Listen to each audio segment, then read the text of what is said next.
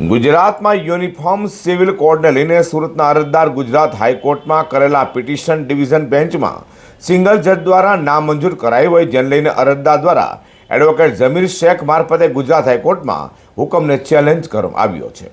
ગુજરાતમાં યુસીસી એટલે કે યુનિફોર્મ સિવિલ કોડની શક્યતાઓ માટે રાજ્ય સરકાર દ્વારા રચાયેલી સમિતિને સુરતના રહેવાસી અબ્દુલ વહાબ સોપરીવાલાએ પડકાર ફેંક્યો છે અને અરજદાર અબ્દુલ વહાબ સોપરીવાલાએ સમિતિને પડકાર ફેંકતા જણાવ્યું હતું કે સમિતિમાં લઘુમતી અવાજનો અભાવ છે, જેમાં અન્ય કારણોનો પણ સમાવેશ થાય છે।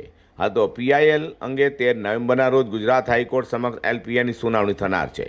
તે અંગે પિટિશનના વકીલ જમીરભાઈ જેડ શેખે જણાવ્યું હતું કે યુસીસી કમિટીને ગુજરાત હાઈકોર્ટમાં પડકારાતા હાઈકોર્ટની ડિવિઝન બેન્ચમાં સિંગલ જજ દ્વારા નામંજૂર કરાઈ હોય, જે હુકમને ચેલેન્જ કરી જણાવાયું હતું કે કાયદાનો કોઈ ભાગ ખાલી હોય તો તેમાં રાજ્ય સરકાર એક્ઝિક્યુટિવ પાવર્સ યુઝ કરી શકે, પરંતુ કોઈ વિષય ઉપર કાયદો હોય તો સરકારે કાયદાનું પાલન કરવું પડે।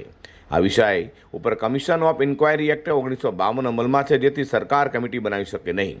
તો વધુમાં એડવોકેટ જમીરભાઈ શેખે એવી પણ દલીલ કરી હતી કે કમિટીમાં જે સભ્યો સરકાર દ્વારા મુકાયા છે તે સરકારના જ માણસો છે। કોઈ પણ સભ્ય ક્રિશ્ચિયન, બૌદ્ધ, જૈન, શીખ કે પછી મુસ્લિમ નથી કે જે પર્સનલ કાયદાના જાણકાર હોય। વધુમાં કમિટી બનાવવા માટે સરકારે કોઈ લેખિત હુકમ પણ કર્યો નથી અને સરકારનો સામાન્ય નિર્ણય હોય તે પણ લેખિતમાં હોય છે, પરંતુ યુસીસી કમિટી બનાવવાનો જે સરકારનો નિર્ણય છે તે લેખિતમાં નથી, તેથી તે શંકા ઉત્પન્ન કરે છે। તેમ એડવોકેટ જમીરભાઈ શેખે કહ્યું હતું। સાંભળો શું કહે છે પિટિશનના એડવોકેટ જમીર જેડ શેખ। આવતીકાલે નામદાર ગુજરાત હાઈકોર્ટમાં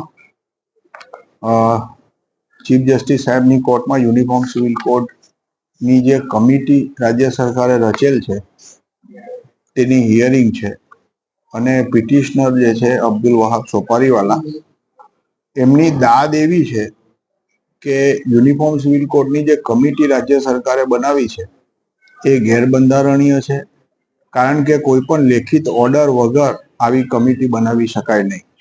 બીજું કે જ્યારે કાયદાની અંદર કોઈ કાયદો અસ્તિત્વમાં હોય તો એ કાયદાનું પાલન સરકારે કરવું પડે। આ કેસમાં કમિશન ઓફ ઇન્ક્વાયરીઝ એક્ટ અમલમાં હોવા છતાં કોઈ પણ નોટિફિકેશન વગર આવી કમિટી બનાવી છે।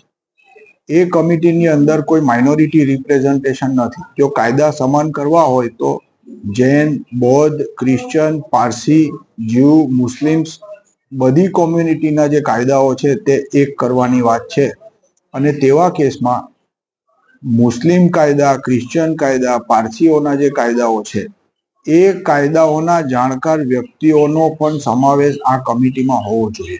અગાઉ પિટિશન દાખલ કરેલી સિંગલ જજમાં એ નામદાર સિંગલ જજ સાહેબે એવો હુકમ કરેલ કે સરકારે આ કમિટી બનાવી છે તે આર્ટિકલ 162 હેઠળ બનાવેલ છે એક્ઝિક્યુટિવ પાવર્સથી, એટલે નામદાર કોર્ટ એમાં દખલગીરી કરી શકે નહીં।